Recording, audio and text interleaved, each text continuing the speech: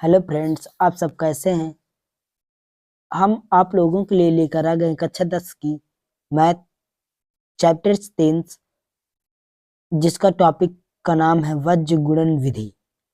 ये जो विधि है हमारे पास, इसको हम कंसेप्ट सीखेंगे, कैसे इसको हम सॉल्व करेंगे। ठीक है, ये बहुत इम्पोर्टेंट है। ठीक है, अगर आपको प्रतिस्थापन विधि, विलोपन विधि, ये भी अगर आपको वीडियो चाहिए तो हमारे इस लिंक पड़ी हुई है, इस डिस्क्रिप्शन में हमारे पास हमने डाला है, वहां आप जाकर देख सकते हैं। ठीक है, तो हम आज सीखेंगे वज्र गुणन विधि।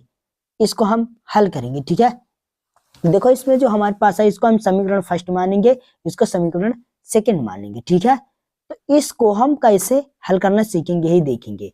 तो यहाँ पास हम लिखेंगे कि समीकरण फर्स्ट समीकरण फर्स्ट 2x प्लस का y बराबर 5। अब 2x प्लस का y माइनस का 5 बराबर 0, इसको हम समीकरण तीसरा मानेंगे। ठीक है, अब यहां पास देखेंगे कि समीकरण सेकंड से अब दूसरा समीकरण देखेंगे। दूसरा समीकरण से हमारे पास है 3x प्लस का 2y बराबर 8, अर्थात कह सकते हैं कि 3x प्लस का 2y माइनस का 8 बराबर 0, इसको हम समीकरण चौथा मान लेंगे। ठीक है, ये हमने माना। अब इसको आगे हम हल करेंगे। यहां पास हम लिखेंगे कि समीकरण तीसरा व चौथा से। ठीक है, तीसरा समीकरण हमारे पास क्या आया, 2x प्लस का y माइनस का 5 बराबर 0। अब चौथा समीकरण हमारे पास क्या है कि 3x प्लस का 2y माइनस का 8 बराबर 0, ये हमारे पास आए। तो यहाँ पास हम मानेंगे। ठीक है, यहाँ माना, लिखेंगे कि हमारे पास a1 बराबर b1 बराबर c1 बराबर। इस जो पहला हमारे पास, मतलब कह सकते हैं कि जो तीसरा समीकरण है, इसमें हम a1 का मान हमारे पास है 2 हो जाएगा। गुणांक देखेंगे, क्या देखेंगे, गुणांक। ठीक है, a1 का मान हमारे पास क्या आ जाएगा 2, b1 का मान, इसका गुणांक क्या है, इसके आगे कुछ नहीं तो मतलब एक इसमें क्या रहता है, इसमें एक रहता है इसका गुणांक, तो 1 हो जाएगा b1 का मान। और c1 का मान माइनस का 5, इसका गुणांक माइनस का 5, ये हमने देखा। अब इसमें देखेंगे ए वाला हमारा जो समीकरण चौथा है, इसको देखेंगे। ठीक है, a2 बराबर, यहाँ आ जाएगा b2 बराबर c2 बराबर।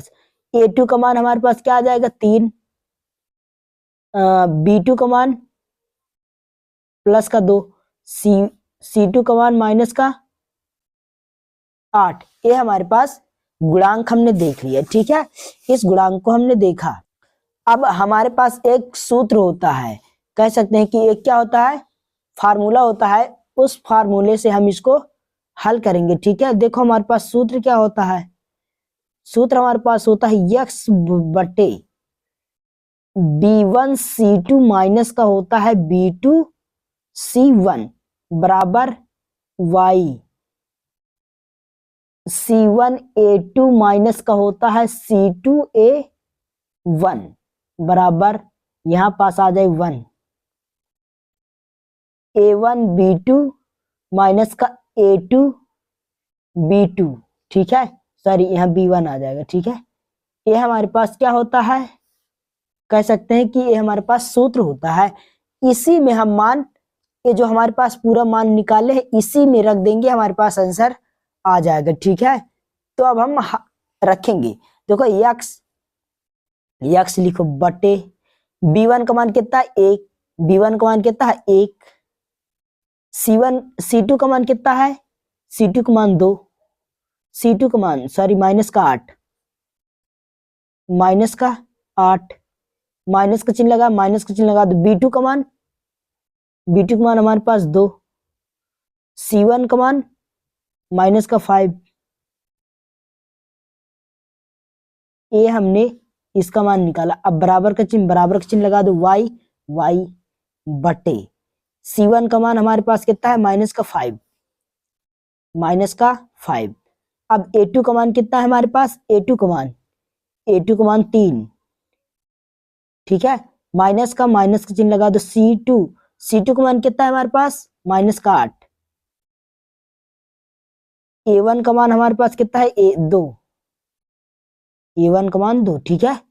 अब यहाँ पास देखो 1 बटे A1 का मान 2, B2 का मान हमारे पास ये है, क्या आ जाएगा, B2 का मान भी 2, ठीक है। माइनस का चिन्ह लगा है, माइनस का चिन्ह लगा दो, ठीक है। अब देखो A2 का मान कितना है हमारे पास, A2 का मान भाई हमारे पास यहाँ कितना दिया है, 3, B1 का मान 1, ये हमारे पास मान रखे, ठीक है। अब इसको हम हल करेंगे, ठीक है। देखो यहाँ पास ये आ जाएगा x पूरे बटे, इसका इसमें गुणा करेंगे कोई मतलब नहीं, अर्थात 8 ही आएगा, माइनस यहाँ माइनस और यहाँ भी माइनस, माइनस का चिन्ह होता है प्लस, ठीक है। तो 5 दून 10 बराबर y, 5 3 15, माइनस का 15, माइनस का चिन्ह होता है प्लस, 8 का 2 में गुणा कराएंगे तो कितना हो जाएगा, 16 बराबर यहाँ पास आ जाएगा 1/2 दूनी 4 माइनस 3 एक 3। अब यहाँ पास देखो हमारे पास यहाँ आ जाएगा x पूरे के बटे हमारे पास, इसको अगर घटाएंगे कितना आएगा, 10 में से 8 गया 2 बराबर यहाँ पास कितना आ जाएगा, y बटे, अगर इसको घटाएंगे तो कितना आएगा 1। अब इसको अगर हम हल करेंगे तो ये भी 1 आएगा। अब यहाँ पास देखो हम कंपेयर करेंगे, ठीक है। देखो यहाँ हम कंपेयर करेंगे, ठीक है। ये जो हमारे पास x बटे 2 दिया है, इसमें कंपेयर करेंगे, ठीक है। इसमें कंपेयर करेंगे, x/2 बराबर 1/2, इसका इसमें अगर गुणा कराएंगे तो x बराबर हमारे पास क्या आएगा, 2 आएगा, ठीक है। अब हम ay बल लेंगे, y बटे 1 बराबर 1/1, ठीक है। तो y का मान इसमें कितना आ जाएगा, 1 आएगा। तो यहाँ पास हमने x का मान 2 आया, ठीक है, x का मान हमारे पास 2 आया, y का मान 1 आया, तो यही हमारे पास फाइनल आंसर हो जाएगा दोस्तों। आई होप आपको ये सवाल समझ में आसानी से आ गया होगा, जैसे हमने हल किया है वैसे स्टेप बाय स्टेप अगर करोगे तो आपको यकीन मानो आप अच्छा करके बोर्ड एग्जाम में आओगे, ठीक है। तो जय हिंद मेरे प्यारे साथी, अब हम आगे मिलते हैं, ठीक है। और अगर आपको इसी तरह के वीडियो चाहिए तो मेरे चैनल को लाइक करो और सब्सक्राइब कर लो, ताकि इसी तरह की अच्छी वीडियो आपको क्या मिलती रहे। जय हिंद मेरे प्यारे साथी।